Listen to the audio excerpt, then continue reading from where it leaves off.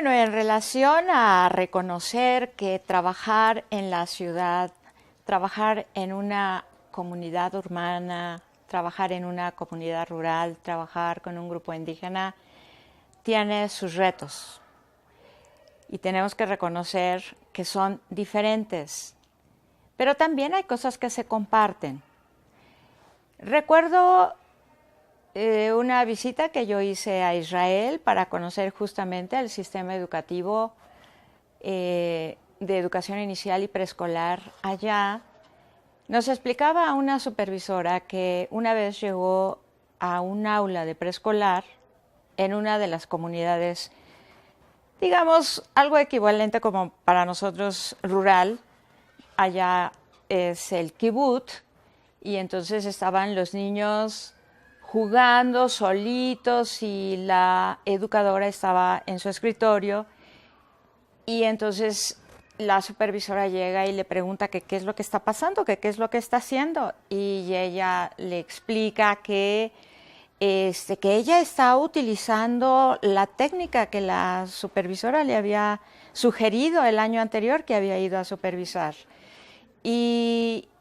Y lo que había ocurrido en esa primera ocasión es que le dio un corcho y le dijo, mire, esto puede ser un recurso didáctico con un potencial enorme, pero dependiendo de cómo usted lo puede utilizar. Y entonces la supervisora aventó el corcho en el centro del salón y entonces los niños corrieron inmediatamente para ver de qué se trataba. Y lo empezaron a explorar y empezaron a hablar de él, lo empezaban a aventar y lo empezaron a circular entre los niños.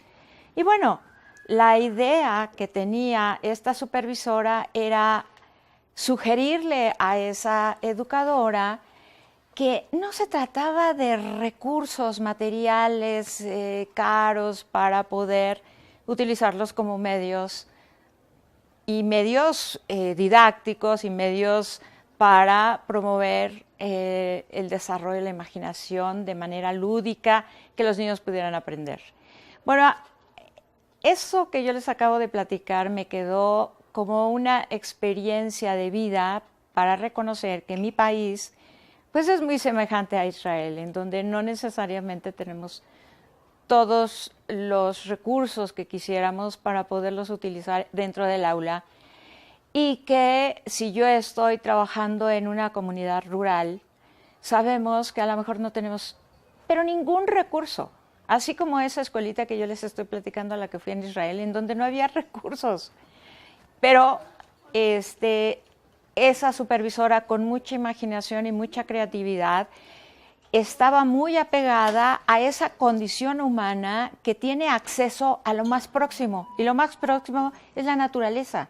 Entonces, sacar a los niños al jardín, recolectar plantas, recolectar piedritas, recolectar materiales que se encuentran afuera y hacer matemáticas, así como decía la maestra anterior, hacer matemáticas, ordenarlos. Mismo Piaget nos dio una lección de cómo los niños ordenaban los guijarros y cómo descubrir a través del orden que se les ponía, independientemente del orden que tuvieran, podían hacer una abstracción de que la cantidad, de que el tamaño de ese conjunto de guijarros era exactamente igual. Entonces, ¿a qué me lleva esto? Es a pensar, a una reflexión en que si estamos en la formación de educación preescolar o de educación básica, tenemos que tomar en cuenta que a las comunidades a donde vamos a trabajar va a depender muchísimo de lo que nosotros tengamos como recurso de imaginación para utilizarlos y echar manos de ellos, y no verlos como una limitación, sino justamente como un reto, pero también como una posibilidad creativa. Y tal vez valga la pena compartir con ustedes una experiencia de vida.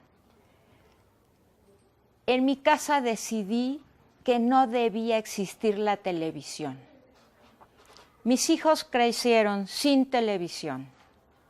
Y de pronto llegaban de la escuela a la casa diciendo, es que mis amiguitos ven el programa tal, o me pedían el juguetito tal que anunciaban en la televisión. Y yo le decía, bueno, eso que tú quisieras como juguete, ¿qué pasa si tú lo haces? ¿Y qué pasa si tú lo inventas? Y esos niños así crecieron, sin televisión, en pleno transición, siglo XX y siglo XXI. De tal manera de que si bien es cierto, necesitamos la tecnología y necesitamos utilizarla porque está para uso y beneficio de los humanos, también es cierto que también podemos prescindir de ello y también podemos hacerlo de una manera creativa para desarrollar la imaginación, la creatividad, pero sobre todo el aprendizaje original de los niños y no caer en la repetición de que hay que copiar lo que existe porque es lo único que conocemos. Y potenciar esa posibilidad de desarrollo, crecimiento y aprendizaje de los niños, de los adolescentes y de todos los con los que trabajamos. Y esa es como una reflexión más, como parte del resultado de todas esas experiencias de vida.